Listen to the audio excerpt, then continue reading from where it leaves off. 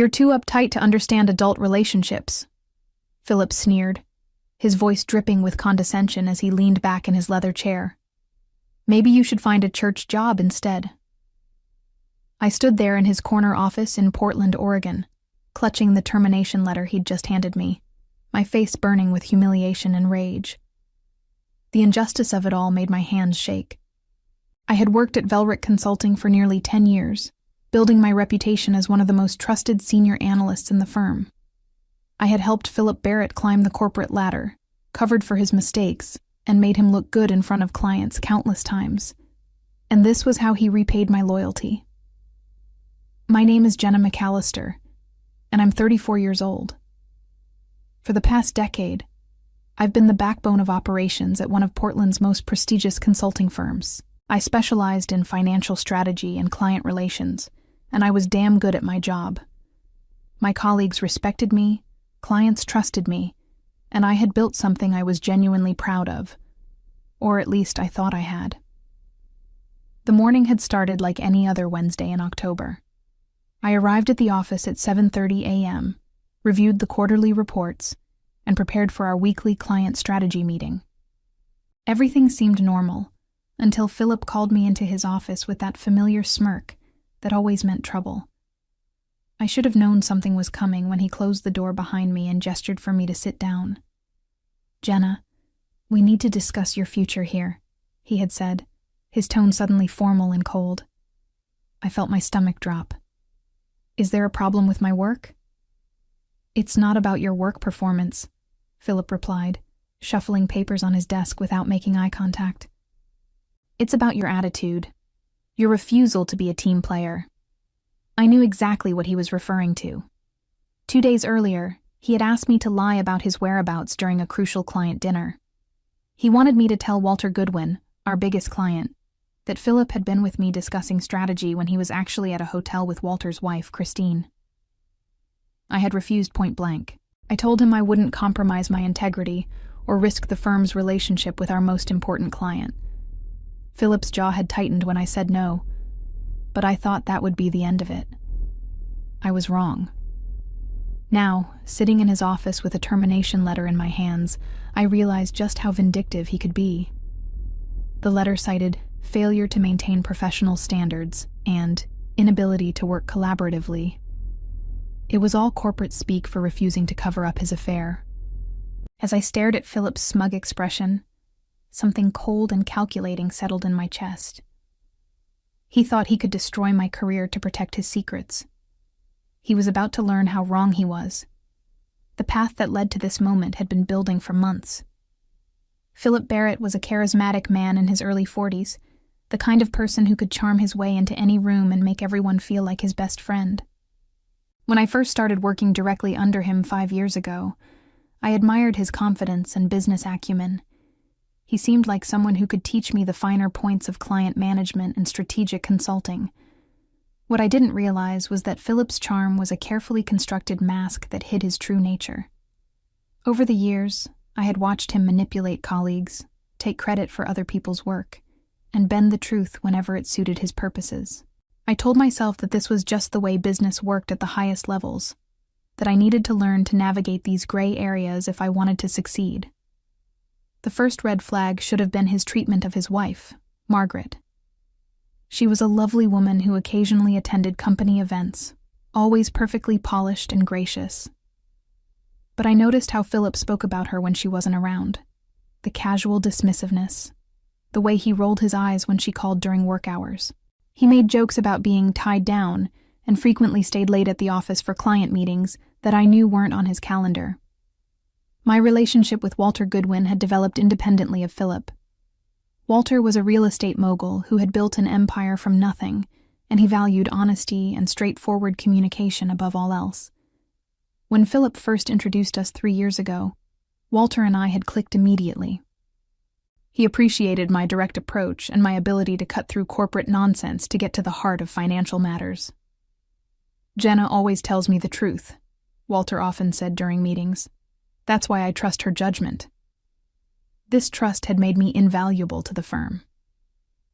Walter's company, Goodwin Properties, represented nearly 40% of our annual revenue.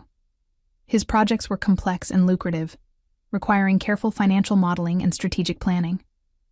Over time, Walter began requesting that I be present at all major meetings, and he often called me directly when he had questions about our proposals. Philip initially seemed pleased with my relationship with Walter, but I began to notice a shift in his attitude over the past year. He started making snide comments about my special relationship with our client, suggesting that I was overstepping my bounds. He began excluding me from certain meetings and tried to limit my direct contact with Walter. I thought this was just professional jealousy until I discovered the real reason behind Philip's behavior. 3 months ago, I accidentally walked in on him and Christine Goodwin in the conference room after hours. They sprang apart like guilty teenagers, and Christine quickly excused herself while Philip tried to play it off as a business discussion. That was when I realized that Philip's sudden interest in managing the Goodwin account personally had nothing to do with business strategy, and everything to do with his desire to continue his affair with Walter's wife. The breaking point came exactly 1 week before my termination. Philip had been growing increasingly reckless with his affair, and I found myself in the uncomfortable position of having to cover for his absences and mysterious meetings. He seemed to think that my loyalty to the firm meant I would automatically protect his secrets, no matter how dangerous they became. On that Tuesday afternoon, Walter called the office looking for Philip. He needed to discuss an urgent issue with a property acquisition that required immediate attention. Philip was supposed to be in the office, but I knew he was actually at the downtown Marriott with Christine because I had seen his calendar request for a private client meeting at a location that didn't match any of our actual clients. "Is Philip available?" Walter asked when I picked up the phone. "I need to go over these financing terms before the deadline tomorrow." I hesitated for a moment, feeling the weight of the decision. I could lie and say Philip was in another meeting, or I could tell Walter the truth and potentially expose the affair. Instead, I chose a middle path.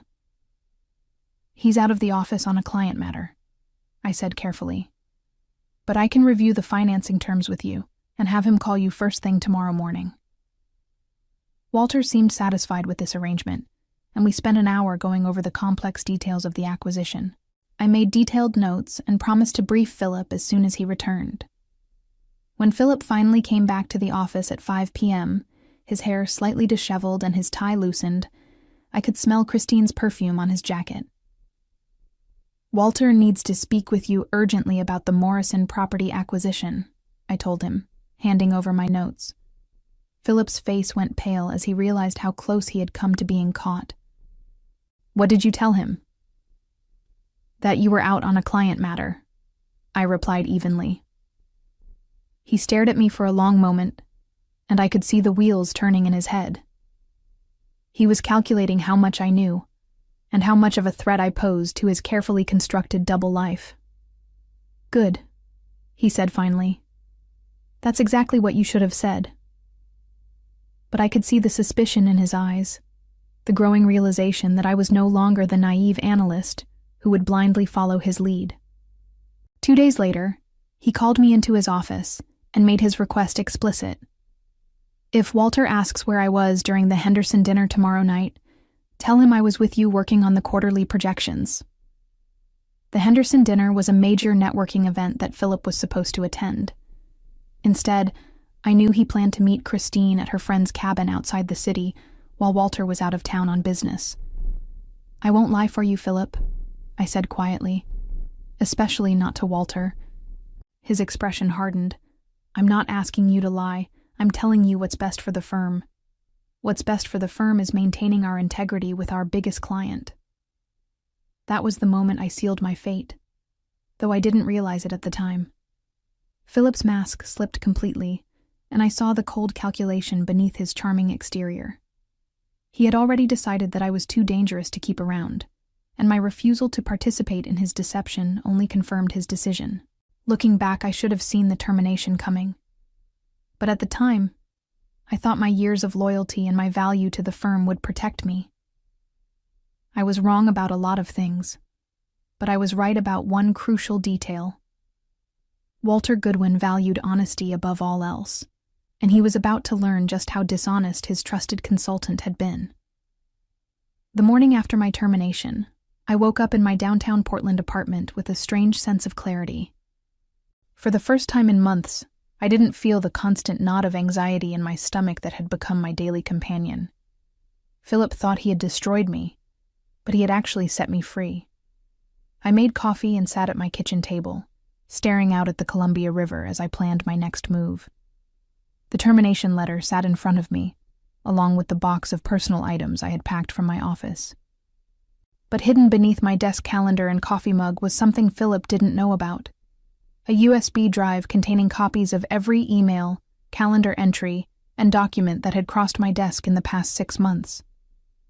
As Walter Goodwin's primary point of contact, I had been copied on countless communications that Philip probably forgot existed. Travel receipts for hotel stays that coincided with Christine's spa weekends, calendar invites for strategy sessions that never appeared on any official client schedule, even expense reports for dinners at romantic restaurants that Walter certainly hadn't attended. I had started collecting this information 3 months ago, not because I planned to use it, but because I had a growing sense that Philip's recklessness would eventually catch up with him. My background in financial analysis had taught me to always maintain detailed records, and my instincts told me that Philip's affair was heading toward disaster. Now, as I scrolled through the files on my laptop, I began to see a pattern that was even more damaging than I had initially realized. Philip hadn't just been having an affair. He had been using company resources and client funds to facilitate his relationship with Christine. Hotel rooms charged to the Goodwin account. Expensive dinners billed as client entertainment. Even a weekend trip to Napa Valley that appeared on Walter's invoice as a strategic planning retreat. My phone buzzed with a text message from my friend and former colleague Lauren Hayes, who still worked at Velrick Consulting. "Can't believe Philip fired you. Everyone's talking about it. He told the partners you had a breakdown and couldn't handle the pressure. Want to meet for lunch?"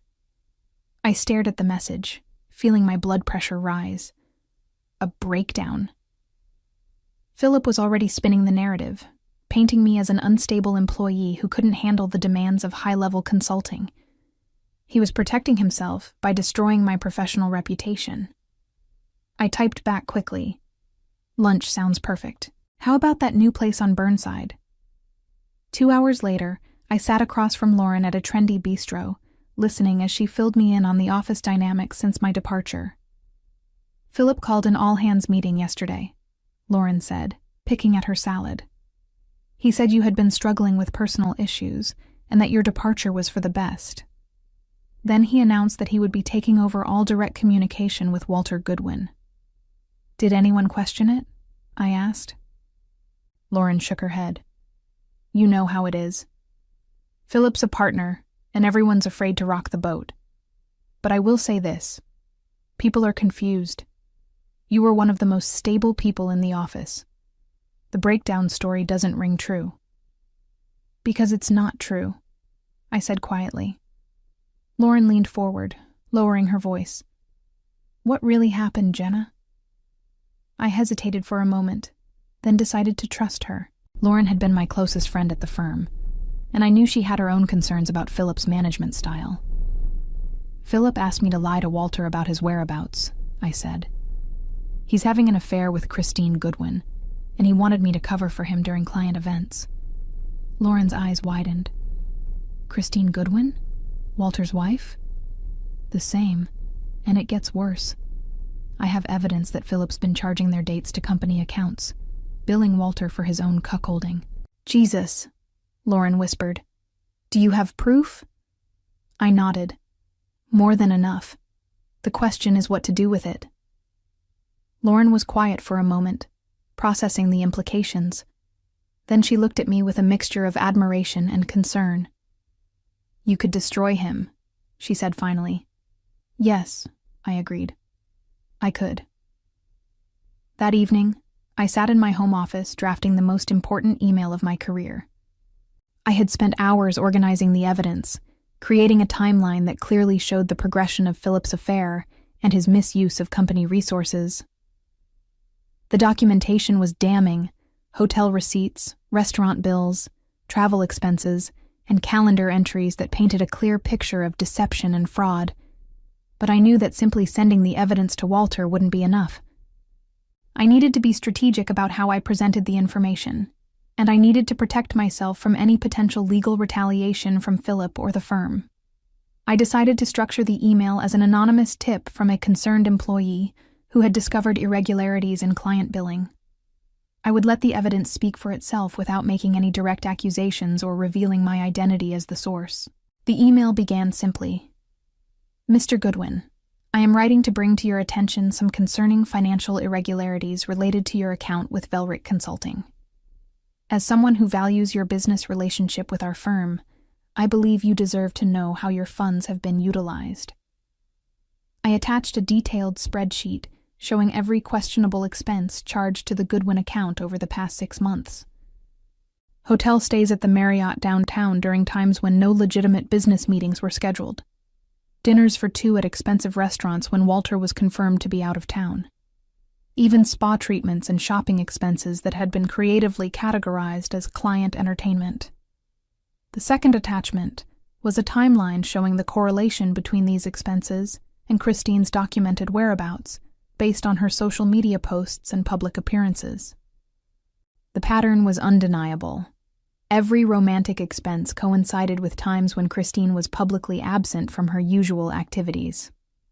The final attachment was the most damaging. Copies of Philip's calendar entries showing private meetings and strategy sessions that corresponded exactly with the questionable expenses. I had included screenshots of his appointment descriptions, which were often vague or clearly fabricated. Before sending the email, I took one final precaution. I created a new email account using a public computer at the downtown library, ensuring that the message couldn't be traced back to me. I also made copies of all the evidence and stored them in a safety deposit box at my bank. At exactly 9 p.m. on Thursday evening, I sent the email to Walter's personal address, the one he had given me years ago for urgent matters that couldn't wait for normal business hours. Then I went home and waited. I didn't have to wait long. At 6:15 a.m. the next morning, my phone rang. It was Lauren, and she sounded panicked. "Jenna, you need to know what's happening here," she said in a rushed whisper. "Walter showed up at 7 this morning with his lawyer and his accountant. They've been in the conference room with the partners for 2 hours. Philip looks like he's about to throw up." "What's Walter saying?" I asked, though I already knew. "I don't know the details, but I heard raised voices. Walter was shouting something about betrayal and fraud. The partners have been scrambling, trying to figure out what's going on." I felt a surge of satisfaction mixed with nervous energy. My plan was working, but I knew the real test would come in the next few hours. "Lauren, I need you to keep me updated," I said. "But be careful. Don't let anyone know you're talking to me." "Of course," she replied. "But Jenna, I have to ask. Did you send Walter something?" I paused. Let's just say that the truth has a way of coming to light. After hanging up, I realized there was no going back now. I had set events in motion that would either vindicate me completely or destroy what remained of my professional reputation. But as I thought about Philip's smug expression when he fired me, I knew I had made the right choice. By noon that Friday, the situation at Velric Consulting had escalated beyond anything I could have imagined. Lauren called me every hour with updates, each more dramatic than the last. "Walter's not just angry," she reported during her lunch break. "He's talking about pulling all his business and filing criminal charges. The partners are in full panic mode." According to Lauren, Walter had arrived at the office that morning, armed with a full forensic analysis of the evidence I had provided. His accountant had cross-referenced every expense with legitimate business activities and found a pattern of systematic fraud spanning 6 months. "The numbers are staggering," Lauren whispered into the phone. "We're talking about over $50,000 in fraudulent charges. Philip used company credit cards to fund his entire affair." But the financial fraud was only part of Walter's fury. The personal betrayal cut even deeper. Walter had considered Philip a trusted friend and advisor, someone he had welcomed into his home and included in family gatherings. Learning that Philip had been sleeping with his wife while billing him for the privilege was a humiliation that went far beyond mere business misconduct. Philip tried to deny everything at first, Lauren continued, but Walter had copies of hotel security footage, credit card receipts, even Christine's confession from this morning.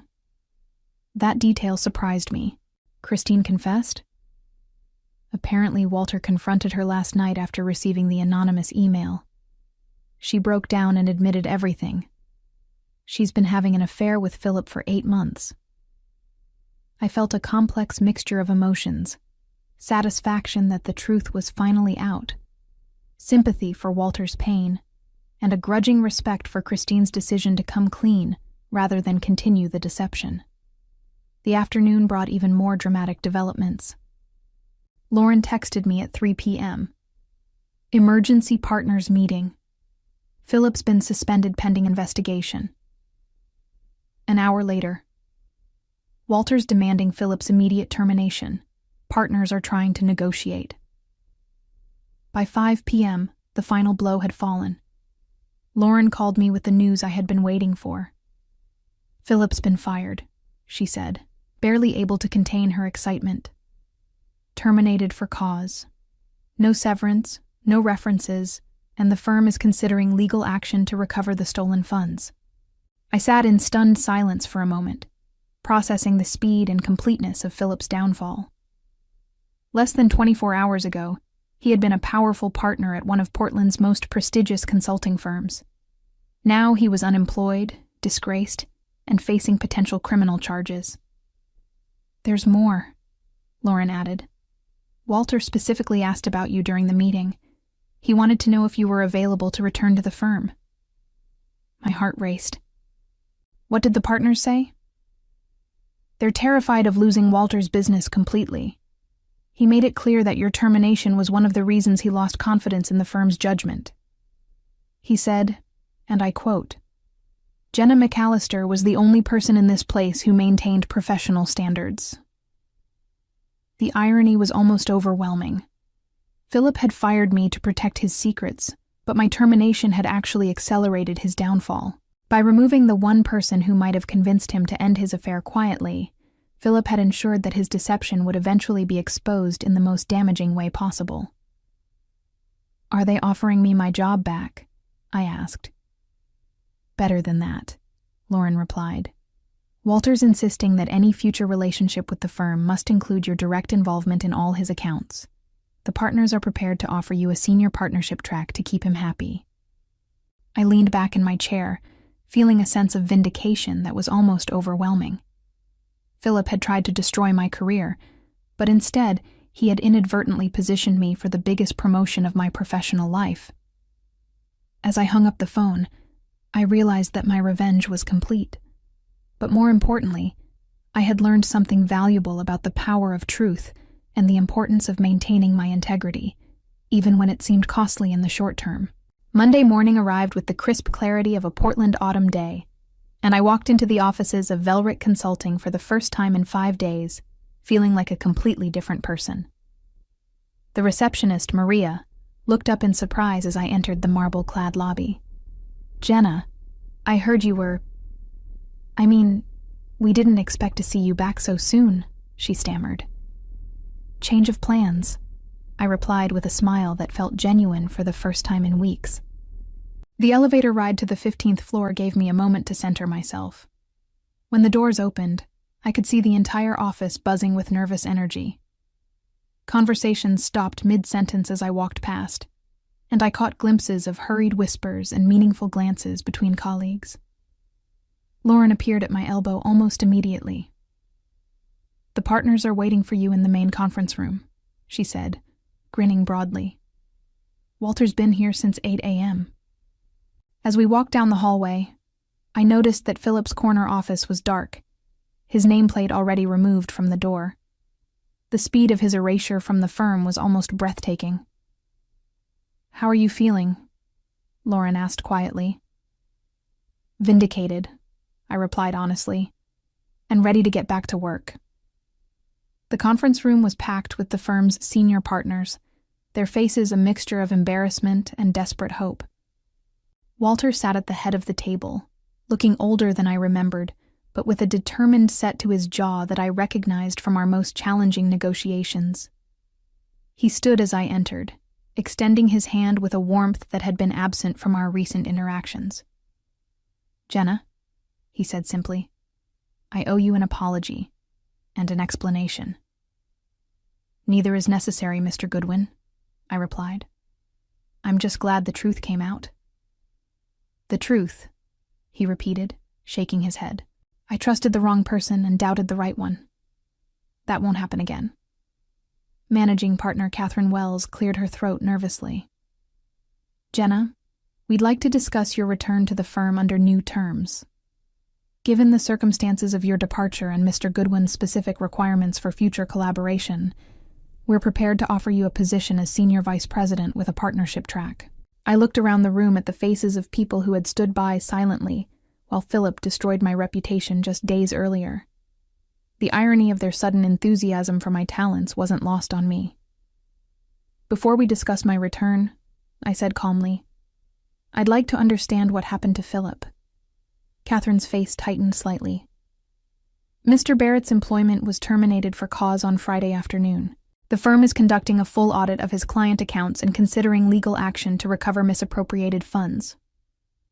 Walter leaned forward. "Philip stole from me, Jenna.